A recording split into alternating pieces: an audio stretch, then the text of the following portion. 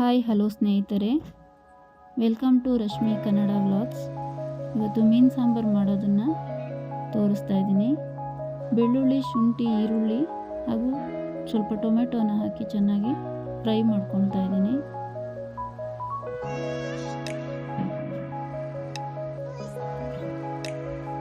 ಚೆನ್ನಾಗಿ ಹಸಿ ವಾಸನೆ ಹೋಗೋವರೆಗೂ ಫ್ರೈ ಆಗಬೇಕು. ಹಾಗೆ ಅದಕ್ಕೆ ಸ್ವಲ್ಪ ಕಾಳು ಮೆಣಸನ್ನು ಹಾಕ್ಕೊಂಡಿದ್ದೀನಿ.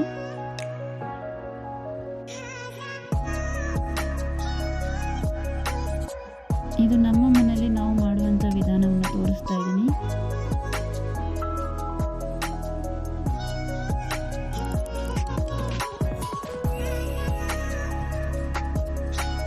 ಚೆನ್ನಾಗಿ ಫ್ರೈ ಆದ ನಂತರ ಅದಕ್ಕೆ ಸ್ವಲ್ಪ ತೆಂಗಿನಕಾಯಿನ ಹಾಕ್ಕೊಂಡಿದ್ದೀನಿ.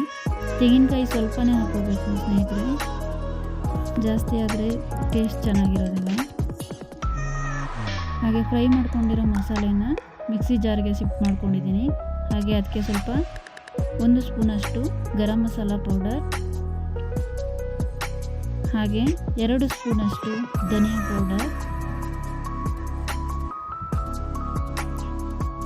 ಹಾಗೆ ನಾವು ಖಾರ ಎಷ್ಟು ಬೇಕು ಅಷ್ಟು ನೋಡಿಕೊಂಡು ಅಚ್ಚಕಾರದ ಪುಡಿನ ಹಾಕ್ಕೊಂಡಿದ್ದೀನಿ.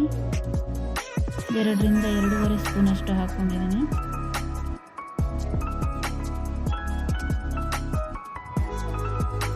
ಆನಂತರ ಸ್ವಲ್ಪ ಕೊತ್ತಂಬರಿ ಸೊಪ್ಪು, ಹಾಗೆ ಮೊದಲೇ ನೆನೆಸಿಟ್ಟಿರುವಂಥ ಹುಣಸೆ ಹಣ್ಣನ್ನು ಹಾಕ್ಕೊಂಡಿದ್ದೀನಿ.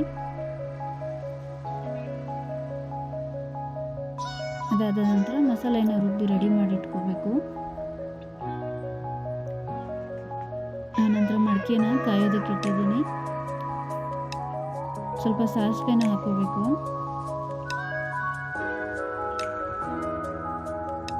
ಅದಾದ ನಂತರ ಒಗ್ಗರಣೆಗೆ ಸ್ವಲ್ಪ ಈರುಳ್ಳಿ ಹಾಗೂ ಟೊಮೆಟೊನ ಹಾಕೊಂಡು ಸ್ವಲ್ಪ ಫ್ರೈ ಮಾಡ್ಕೊಬೇಕು.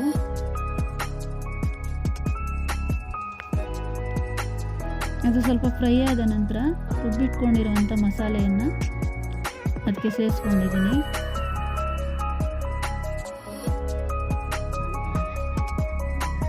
ಗ್ರೇವಿ ನಮಗೆ ಎಷ್ಟು ಬೇಕು ಅಷ್ಟು ನೋಡಿಕೊಂಡು ನೀರನ್ನು ಹಾಕೋಬೇಕು.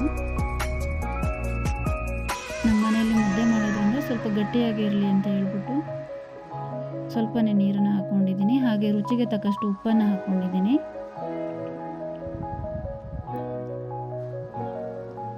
ಹಳದಿ ಪೌಡರ್ ಸ್ವಲ್ಪ ಹಾಕೋಬೇಕು.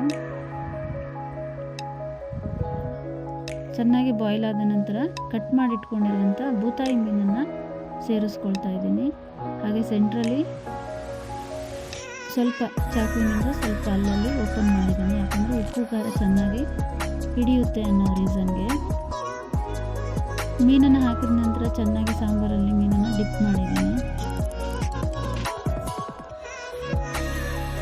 ಸ್ವಲ್ಪ ಕೊತ್ತಂಬರಿ ಸೊಪ್ಪನ್ನ ಆ್ಯಡ್ ಮಾಡಿ ಲಿಡ್ ಕ್ಲೋಸ್ ಮಾಡಿ 2 to 3 ಮಿನಿಟ್ಸ್ ಇಡಬೇಕು.